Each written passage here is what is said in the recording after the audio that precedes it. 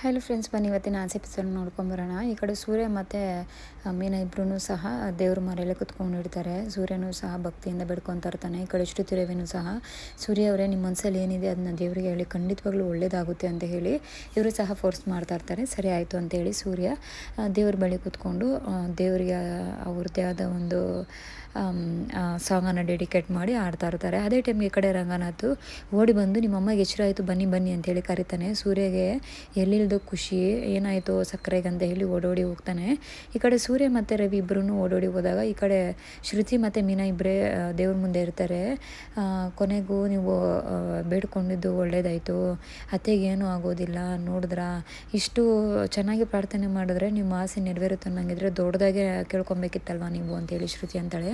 ಅದಕ್ಕೆ ಮೀನಾ, ಕೊಡೋನು ಅವ್ನಿಗೆ ಯಾವಾಗ ಏನು ಕೊಡಬೇಕೋ ಅದು ಕೊಟ್ಟೇ ಕೊಡ್ತಾನೆ, ಬನ್ನಿ ಅತ್ತೆನ ನೋಡೋಣ ಅಂಥೇಳಿ ಹೋಗಿ ಅತ್ತೆನ ಸಕ್ಕರೆ ಹತ್ರ ಕುತ್ಕೊತಾರೆ. ಶಾಂತಿ ಕಣ್ಬಿಡು ಅಂತ ಹೇಳಿದ್ರು ಎದ್ದೊಳ್ದೇ ಇಲ್ಲ. ಅದಾದಮೇಲೆ ಅಮ್ಮ ಕಣ್ಬಿಟ್ಟು ನೋಡಮ್ಮ, ಪ್ರಜ್ಞೆ ಬಡಿಸ್ಕೊಳಮ್ಮ ಅಂತ ಹೇಳಿ ರವಿ ಅಂತಾನೆ. ಆಗ ಈ ಕಡೆ ಸೂರ್ಯ ಮತ್ತು ಮೀನಾ ಇವ್ರನ್ನೆಲ್ಲನೂ ಶಾಂತಿ ನಿಧಾನಕ್ಕೆ ನೋಡ್ತಾ ಇರ್ತಾಳೆ.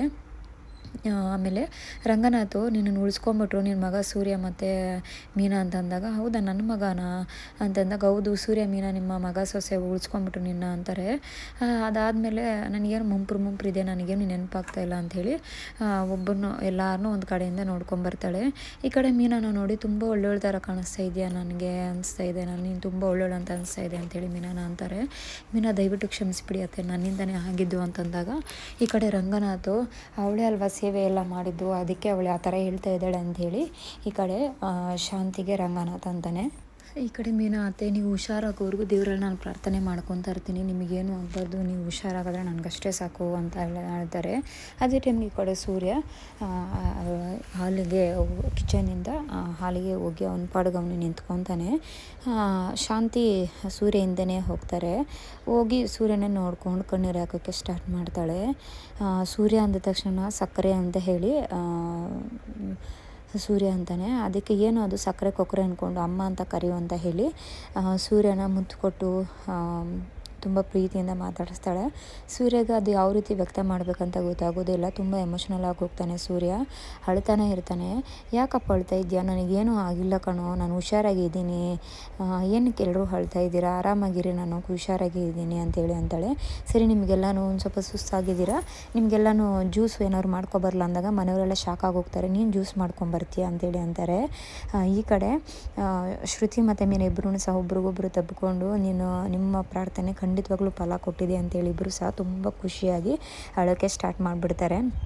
ಈ ಕಡೆ ರವಿನೂ ಸಹ, ಅಮ್ಮ ನನಗೆ ತುಂಬ ಖುಷಿ ಆಗ್ತಾಯಿದೆ ನಿನ್ನ ಈ ಥರ ನೋಡೋದಕ್ಕೆ, ನೀನು ನಮ್ಮ ತಾಯಿ ಅಂದ್ಕೊಳ್ಳೋದಕ್ಕೆ ನಂಗೆ ತುಂಬ ಹೆಮ್ಮೆ ಪಡ್ತಾ ಇದ್ದೀನಮ್ಮ ಅಂತ ಹೇಳಿ ಅಂತಾನೆ.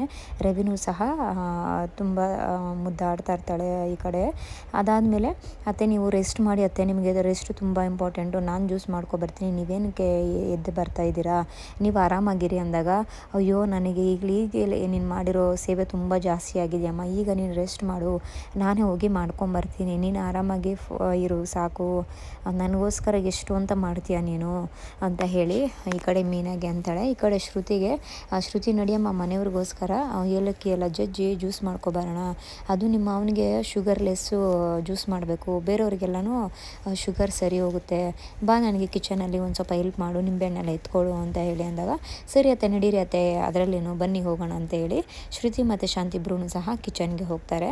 ಕಿಚನ್ಗೆ ಹೋದ್ಮೇಲೆ ಈ ಕಡೆ ಸೂರ್ಯಗೆ ಶಾಂತಿಯ ಪ್ರೀತಿ ಯಾವ ರೀತಿ ವ್ಯಕ್ತಪಡಿಸ್ಬೇಕು ಅನ್ನೋದೇ ಗೊತ್ತಾಗೋದಿಲ್ಲ. ಯಾವ್ಯಾವ ಪ್ರೀತಿನ ಯಾವ ಥರ ಪಡ್ಕೋಬೇಕು ಅಂದ್ಕೊಂಡಿದ್ನೋ ಆ ಪ್ರೀತಿ ಎಲ್ಲನೂ ಸಿಕ್ಕಿದ ತಕ್ಷಣವೇ ಅದು ನಂಬೋಕ್ಕಾಗೋದಿಲ್ಲ ಸೂರ್ಯಗೆ. ಅಪ್ಪ ಏನಪ್ಪ ಇದು ನಿಜಾನ ಸುಳ್ಳ, ಮೀನಾ ನನ್ನ ಕೈನ ಹಿಂಡು ಒಂದು ಸಲ, ನಿಜಾನ ಸುಳ್ಳ ಅಂದಾಗ, ಇಲ್ಲ ರೀ ಖಂಡಿತವಾಗ್ಲೂ ನಿಜಾನೇ ಇದು ಅಂತೇಳಿ ಅಂತಾಳೆ. ಅದಕ್ಕೆ ರಂಗನಾಥ್, ಯಾವ ದೇವರು ಬುದ್ಧಿ ಕೊಟ್ಟನೇನೋ ಗೊತ್ತಿಲ್ಲ, ಇಷ್ಟು ದಿನ ತಾಯಿ ಪ್ರೀತಿ ಸಿಕ್ಕಿರಲಿಲ್ಲ, ಆದರೆ ಇನ್ಮೇಲಿಂದ ಯಾವ ತಾಯಿ ಪ್ರೀತಿ ಏನು ಅನ್ನೋದು ನಿಂಗೆ ಗೊತ್ತಾಗುತ್ತೆ, ನನ್ನ ಜೀವನದಲ್ಲಿ ತುಂಬಾ ಸಾರ್ಥಕ ಆಯಿತು, ನನ್ನ ಜೀವನ ಇವತ್ತಿಗೆ ತುಂಬ ಪಾವನವಾಯಿತಪ್ಪ ಅಂತೇಳಿ ಅಂತಾರೆ. ಈ ಕಡೆ ರವಿನೂ ಸಹ, ಹೌದು ಸೂರ್ಯ, ಇಷ್ಟು ದಿನ ನೀನು ಅಮ್ಮ ಪ್ರೀತಿ ಇಲ್ಲ ಅಂತ ಹಂಬಲಿಸ್ತಾ ಇದ್ದೆ, ಇವಾಗ ನೋಡು ಅಮ್ಮ ನೀನು ಎಷ್ಟು ಚೆನ್ನಾಗಿ ಮಾತಾಡಿಸ್ತಾ ಇದ್ದಾರೆ, ನಮಗಂತೂ ತುಂಬಾ ಖುಷಿ ಆಗ್ತಾ ಇದೆ ಅಂಥೇಳಿ ಈ ಕಡೆ ಮಾತಾಡ್ತಾ ಇರ್ತಾರೆ. ಅದೇ ಟೈಮ್ಗೆ ಈ ಕಡೆ ರೋಹಿಣಿ ಮನೋಜ್ ಅಂತಾರೆ.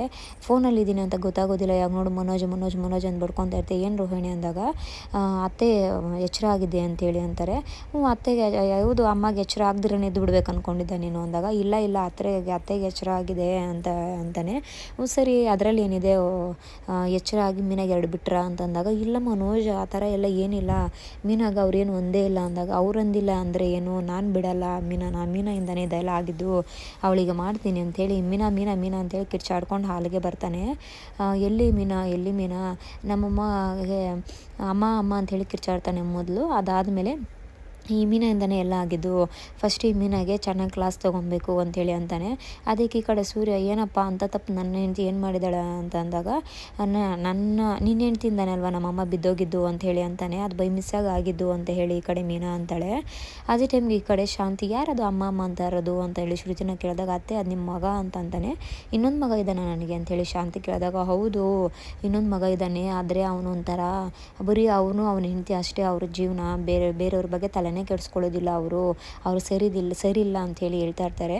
ಈ ಕಡೆ ಮೀನ ಮೇಲೆ ಕೈ ಮಾಡೋಕ್ಕೆ ಮನೋಜ ಹೋದಾಗ ಮನೋಜ ಮೇಲೆ ಶಾಂತಿ ಕೈ ಮಾಡ್ತಾಳೆ.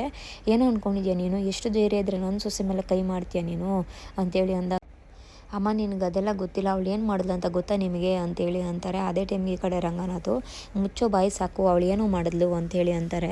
ಅದಕ್ಕೆ ಈ ಕಡೆ ಶಾಂತಿ, ಅವಳು ಏನು ಮಾಡಿದ್ಲು ಅಂತ ನೀನೇನು ಹೇಳೋ ಅವಶ್ಯಕತೆ ಇಲ್ಲ, ನನಗೆ ಗೊತ್ತು, ನನಗೋಸ್ಕರ ವ್ರತ ಪೂಜೆ ಎಲ್ಲ ಮಾಡಿ ರಾಯರು ಒಂದು ಪ್ರಸಾದನ ತಂದು ನನ್ನ ನೆತ್ತಿ ಮೇಲೆ ಇಟ್ಟಿದ್ದಾಳೆ, ಅದಕ್ಕಿಂತ ಹೆಚ್ಚಾಗಿ ಬೇರೆ ಏನು ಮಾಡಬೇಕು, ನಿನಗೆಷ್ಟು ಧೈರ್ಯ ಇದ್ದರೆ ನನ್ನ ಸೊಸೆ ಮೇಲೆ ಕೈ ಮಾಡ್ತೀಯ ನೀನು, ಅದೆಂಗೋ ಬೇರೆಯವ್ರ ಮನೆ ಹೆಣ್ಮಕ್ಳ ಮೇಲೆ ಕೈ ಮಾಡೋಕ್ಕೆ ಮನಸ್ಸು ಬರುತ್ತೆ ನಿನಗೇನು ಅಷ್ಟು ಮಾತ್ರ ಗೊತ್ತಾಗೋದಿಲ್ಲ, ನೀನು ನಿಜವಾಗ್ಲೂ ನಾನೆತ್ತು ಮಗನೇನಾ ರೀ, ಇವ್ನು ನಿಜವಾಗ್ಲೂ ನಮ್ಮ ಮಗನೇನೆ ರೀ ಇವನು ಅಂತ ಹೇಳಿ ಕೇಳ್ತಾರೆ.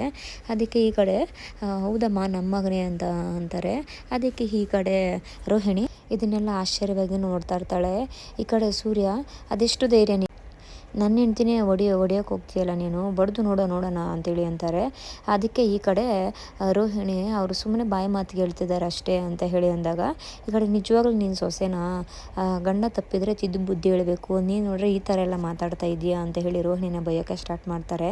ಈ ಕಡೆ ಮನೋಜ ಮತ್ತು ರೋಹಿಣಿಗೆ ಇಬ್ಬರಿಗೂ ಸಹ ಶಾಕ್ ಆಗೋಗುತ್ತೆ, ಇದೇನಿದು ಈ ಥರ ಆಡ್ತಿದ್ದಾರೆ ಅತ್ತೆ ಅಂಥೇಳಿ.